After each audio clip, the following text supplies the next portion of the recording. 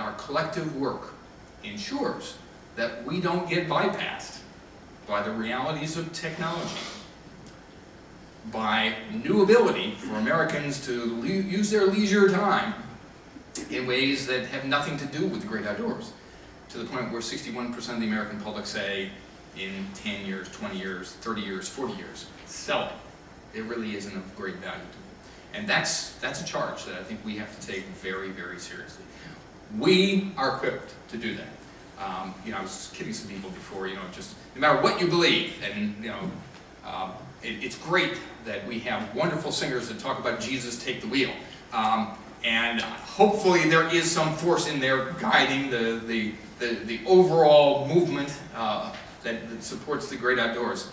But steering the course of the recreation industry and the agencies, federal, state, and local, that are delivering recreation opportunities isn't something where we can take the hands off the wheel and say, Jesus, take the wheel. We need to be the people grabbing that steering wheel and using the very best GPS we can afford to make sure that we steer it in directions that are going to take us in the right direction. So, with that, I then have the opportunity right now to welcome the moderator of the first panel at Partners Outdoors 2012. And I'm going to begin the precedent, and Bob, you can either, or Jim rather, you can either continue that or not, but I'm not going to give you very much of a plug in terms of background. I'm simply going to say that Jim Bedwell is the guy at the helm of the recreation program for the Forest Service at the national level, wonderful friend, a great colleague, and somebody that we're delighted to have take responsibility. I'm going to turn it over to you. You can introduce, shortly or longly, the important friends that you have here, and I will then try to prove that technology is our friend by making sure that any presentations that come up are the appropriate presentations. So with that, Mr. Bedwell.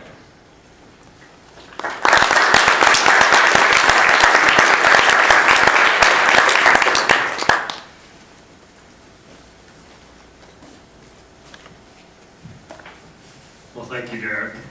It's a pleasure to be here. I think I've probably been around enough that I know a lot of the folks here in the crowd anyway, and that there are a number of new faces that I'll look forward to meeting during the course of the session.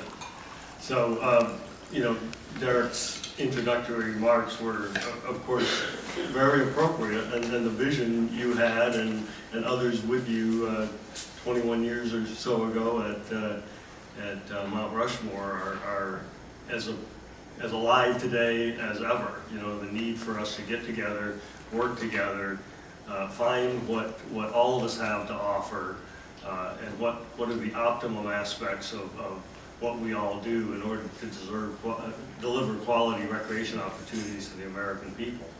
It's been an interesting couple of years here. It's always interesting times in outdoor recreation, but the economy over the last several years, I don't need to tell you all, has been the worst since the years of the Great Depression. We're seeing some stirrings of recovery and beginning to see some encouraging signs, but at the same time, there are the reality of this economic downturn are having some real significant effects that will challenge us even more. We've had some good news in the last couple of years regarding outdoor recreation. Early on, in response to the economic downturn, there was the American Recovery and Investment Act, which actually was responsible for hundreds of millions of dollars, well over $1 billion between all of the federal agencies, of investment back into the outdoor recreation infrastructure and the like. And we saw significant activity on that in 2010 and 11, and there's probably still a little trailing behind even in 2012. That augmented some of our regular budgets and some of our partnership opportunities. In April of 2010, the President announced the America's Great Outdoors Initiative and engaged people across the country in a dialogue about what's important about the great outdoors of America. Early on, there was a lot of the focus of that was, and it is still there, was on conservation of large landscapes and encouraging urban participation in conservation. Over time, they heard overwhelmingly in what it was about 51 listening sessions and hundreds of thousands of comments online that outdoor recreation and recreational access were the #1 issues that people wanted to talk about. And so outdoor recreation became a larger and larger part of the America's Great Outdoors initiative. A report was issued in April of this year, and the federal agencies have been hard at work on setting up implementation plans and moving forward on carrying out that vision. So there have been some very encouraging signs there. As America's Great Outdoors developed, it was stated from the start that this all needs to be revenue neutral, or not revenue neutral, but cost neutral, budget neutral. There isn't going to be a lot of new money, but we still want the best thinking and the best efforts of everyone involved in delivering outdoor recreation and conservation to pitch in and rally around and help move these things forward. So the President is still advancing that, and we have some news to share in particular about outdoor recreation. We have lost market share over time, but on the other hand, I think some of the area managers, project managers for the Corps, the people out in the field in all of our agencies would probably say, you know, I'm not seeing a whole lot of slackening of demand out there. We're feeling as much pressure and diverse forms of recreation, at least in some of the agencies, as ever before. Are concerned about managing that, providing quality, mitigating impacts from that, and continuing to provide the benefits that outdoor recreation does. So we're still very challenged. It seems like there is a lot of demand. Of course, our demographics are a big concern. Are we keeping ahead of the future? And the changing face of America involved in outdoor recreation is definitely a huge concern. And we'll be addressing that through the conference as well.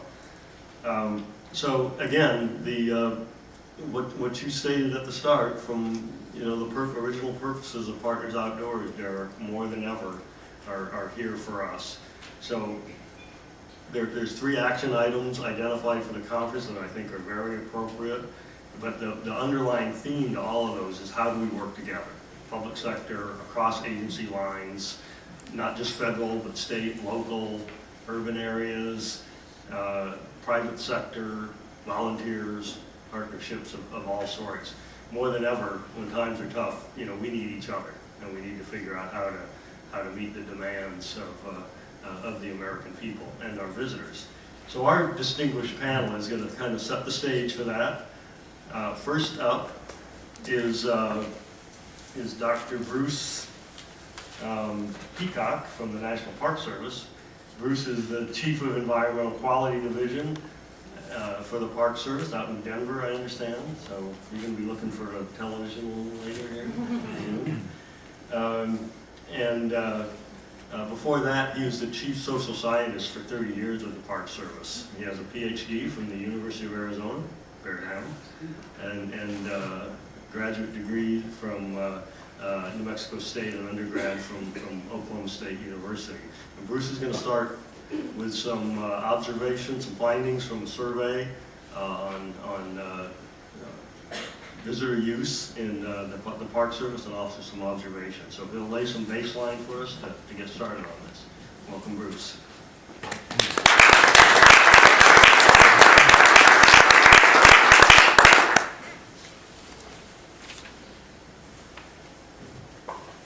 Thank you, and I'm very pleased to be here.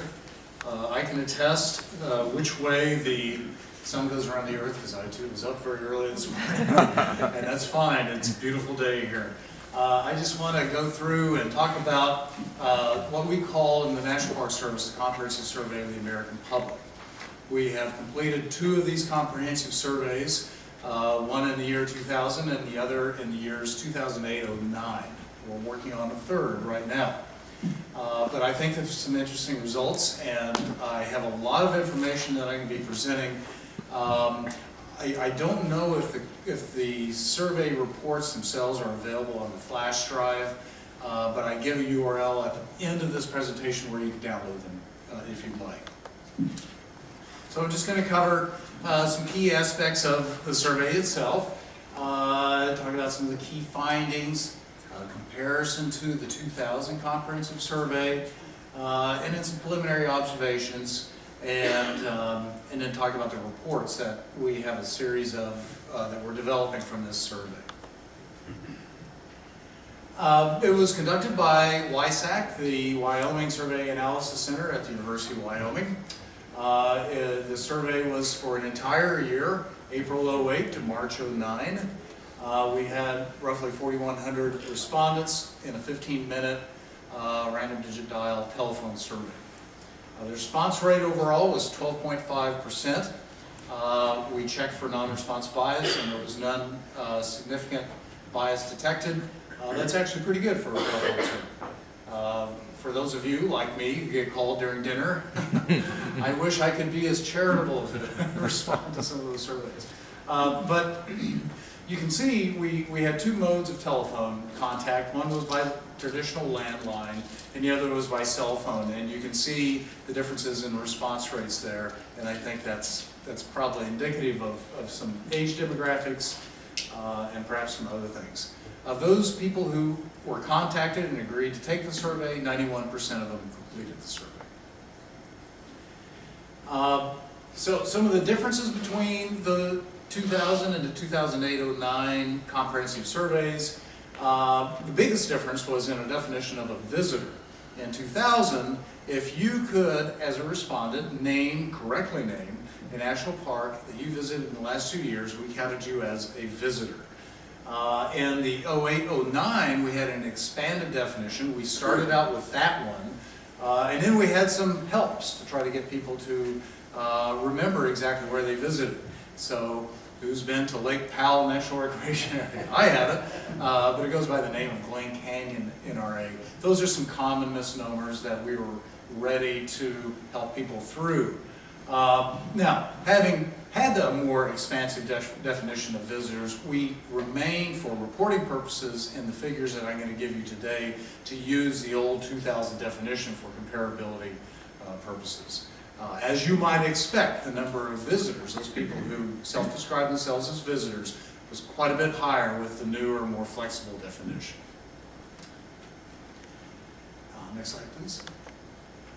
Some of the key differences, the 2000 survey was only conducted during 1 month, and we wanted to check for potential seasonal differences with the 08-09 survey, so we conducted the survey over a full 12-year season. There were no seasonal differences detected, by the way. In the 2000 survey, we asked questions in English only. In the 2008-09 survey, we also included Spanish. So we gave the option of conducting the survey in Spanish if people chose to do that. And then, as I think I already alluded to, in 2000 we only called people on their landlines, and in 08-09 we also included cell phones. Now, we did inquire if they were driving or conducting any business with machinery, because we didn't want to put people at risk just to answer a survey. 47% of the Americans surveyed in this, American adults surveyed in this survey, identified themselves as visitors. That's high. So these are people that can correctly name a National Park Service unit that they visited in the last 2 years. I think that's impressive. Preferred vacation types of visitors, national park visitors, you can imagine, natural, historic places and exhibits. For non-visitors, spas, resorts, theme parks, cruise ships, and casinos. So this is a self-selecting audience. Activities that added most to a park visit, if you take a look at that list, they are getting outdoors and doing things and interacting with people managing those resources. Viewing outdoor exhibits, attending a ranger-led activity, or talking informally with a ranger. And then finally, and these are just the top 4, visiting a visitor center. This was particularly gratifying to me because I would hope that people would come to a park for the natural and cultural